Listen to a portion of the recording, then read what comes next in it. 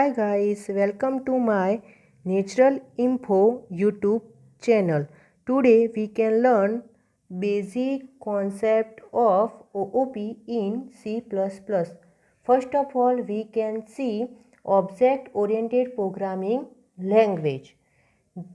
First point, the main purpose of C++ programming was to add object orientation to the C programming language, which is in itself one of the most powerful programming language.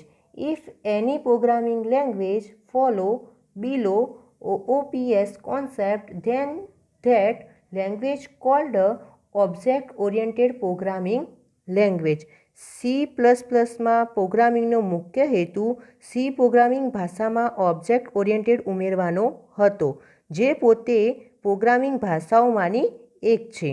જો કોઈ programming લેંગ્વેજના કોન્સેપ્ટથી નીચે અનુસરે છે તો તે ભાષાને ઓબ્જેક્ટલક્ષી programming language કહે છે.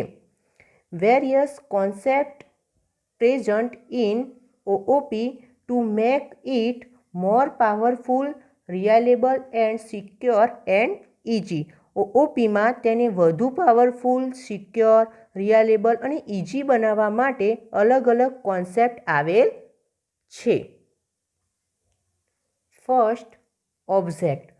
Object is the physical as well as logical entity, whereas class is the only logical entity.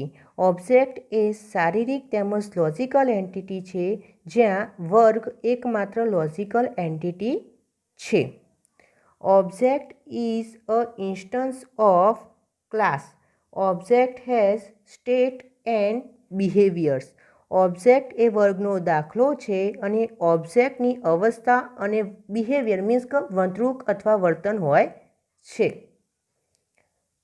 Object means anything from real world like as person, computer, etc.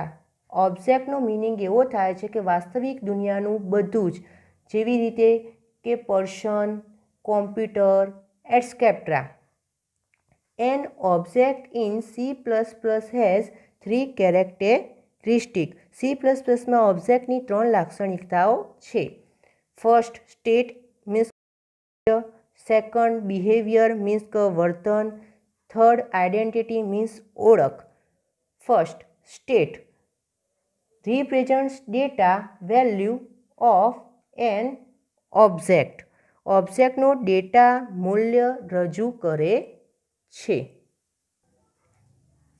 Behaviour represents the behavior functionality of an object such as deposit, withdraw, etc. Means કે behaviour એટલે વર્તન ઓબ્જેક્ટની વર્તણૂક, કાર્યક્ષમતાને રજૂ કરે છે, જેમ કે થાપણ, ઉપાડ વગેરે. ત્યારબાદ આઇડેન્ટિટી, ઓળખ.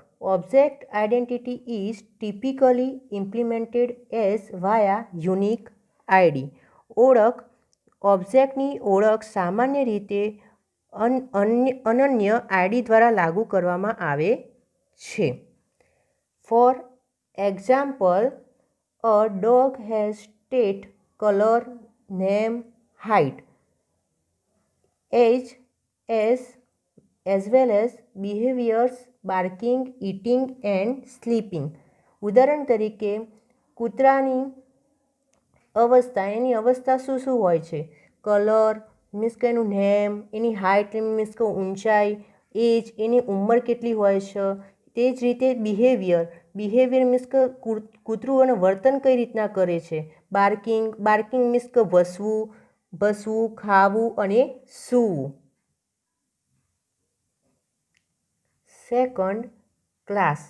Class is a blueprint which is containing only list of variables and method and no memory is allocated for them. વર્ગ એ બ્લુપ્રિન્ટ છે, જેમાં ફક્ત ચલો અને પદ્ધતિની સૂચિ હોય છે અને તેમના માટે કોઈ મેમરી ફાળવવામાં આવતી નથી. A class is a group of objects that has common properties.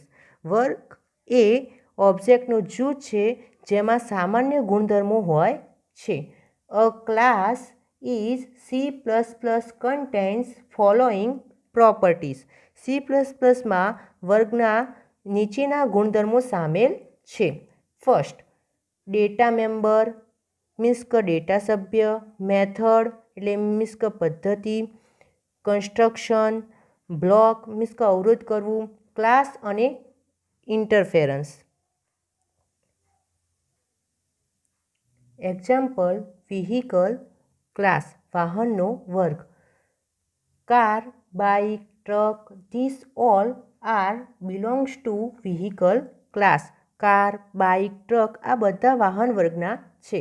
Objects have also different states and બિહેવિયર્સ.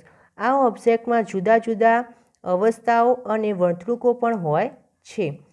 Four example, car has state, colour, name, model, speed, mileage as behaviours, distance, travel.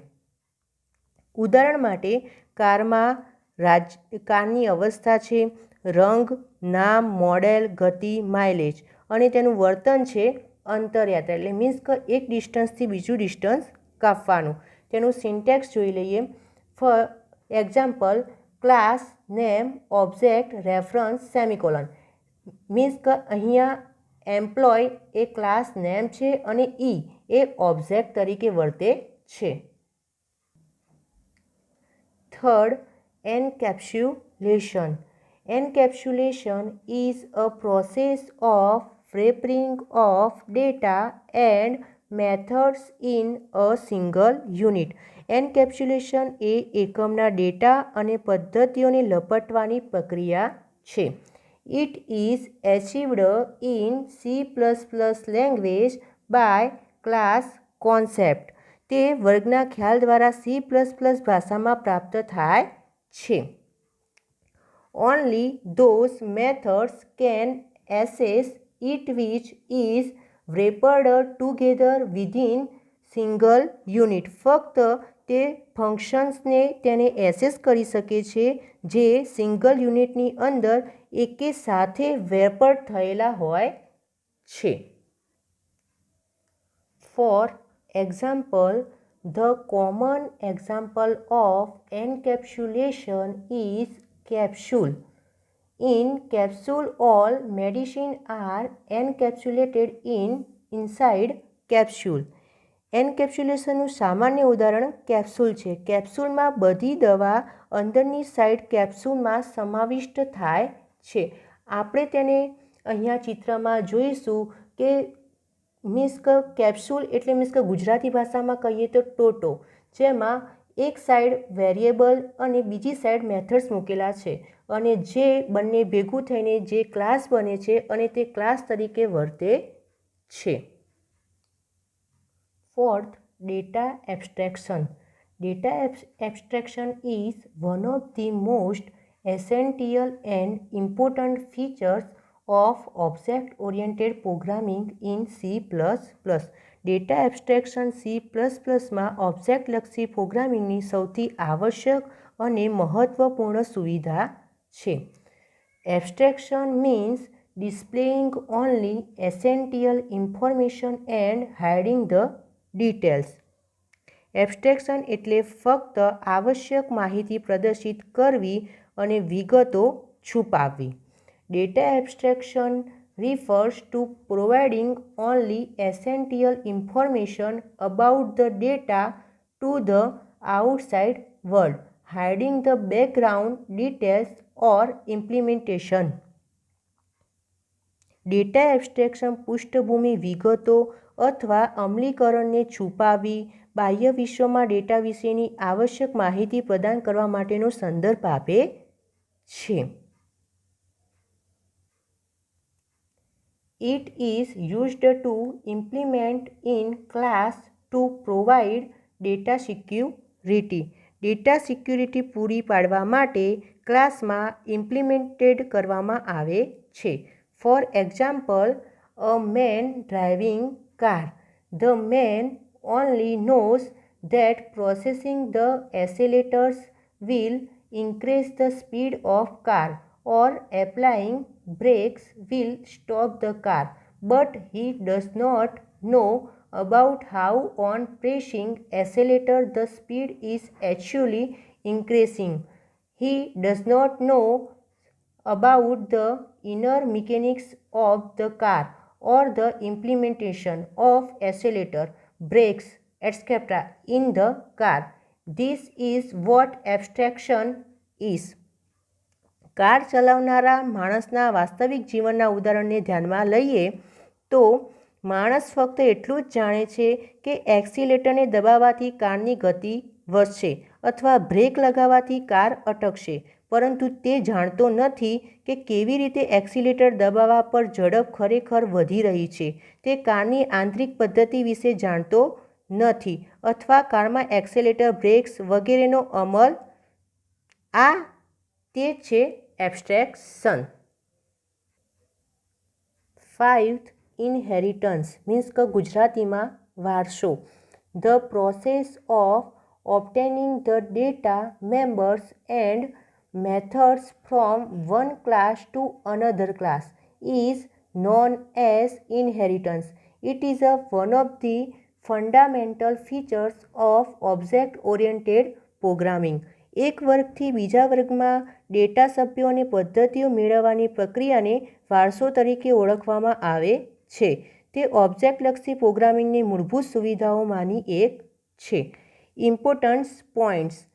In the inheritance, the class which is give data, members and methods is known as base or super or parent class.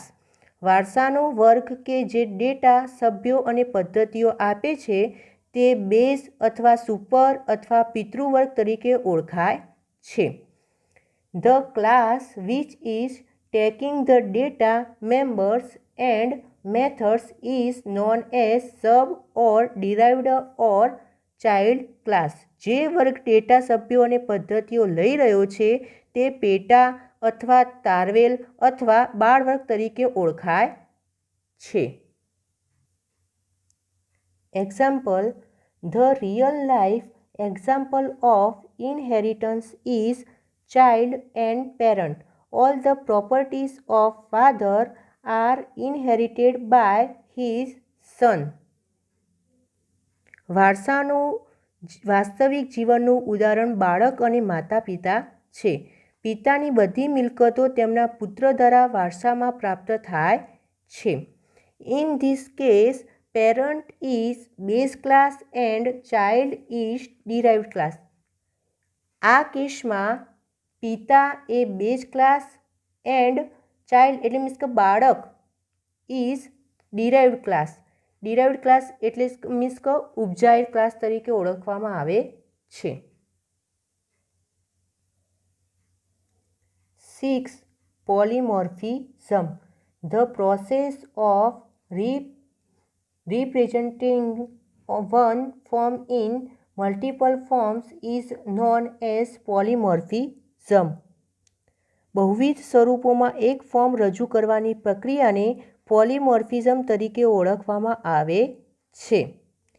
Here, one form represents original form or original method always resides in base class and multiple forms represents overriding method which resides in derived classes. અહીં એક form મૂળ સ્વરૂપનું પ્રતિનિધિત્વ કરે છે અથવા મૂળ પદ્ધતિ હંમેશા આધાર વર્ગમાં રહે છે અને બહુવિધ સ્વરૂપો ઓવરરાઇડ પદ્ધતિ રજૂ કરે છે જે તારવેલા વર્ગોમાં રહે છે. Polymorphism is derived from two Greek words poly and morphs. The word poly means many and morphs means forms. So polymorphism means many forms. Polymorphism two Greek શબ્દો પરથી આવ્યો છે, પોલી અને મોર્ફ. પોલી શબ્દનો અર્થ ઘણા છે અને મોર્ફ્સનો અર્થ સ્વરૂપો છે. તેથી બહુપદી એટલે કે ઘણા સ્વરૂપો. Example, suppose if you are in classroom that time you behave like a student. When you are in market at that time you behave like a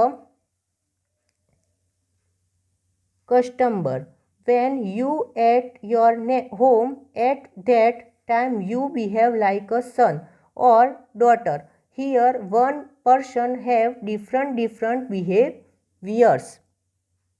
માની લો કે જો તમે વર્ગખંડમાં હો ત્યારે તે સમયે તમે વિદ્યાર્થીની જેમ વર્તો છો. જ્યારે તમે તે સમયે બજારમાં હો ત્યારે તમે ગ્રાહક જેવું વર્તન કરો છો. જ્યારે તમે તે સમયે તમારા ઘરે તમે પુત્ર કે પુત્રીની જેમ વર્તો છો. તો અહીં એક વ્યક્તિનો જુદો જુદો છે તે વિવિધ વર્તન છે. જુદું જુદું શું છે? વિવિધ વર્તન છે. In shopping malls behave like customer. તમે શોપિંગ મોલમાં કસ્ટમર જેવું વર્તો છો.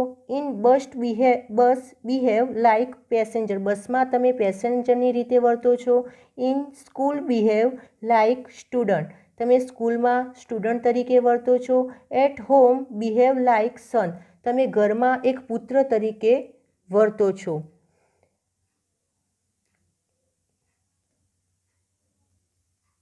જો તમને વિડીયો પસંદ આવ્યો હોય તો લાઈક કરજો, શેર કરજો અને સબસ્ક્રાઈબ કરજો.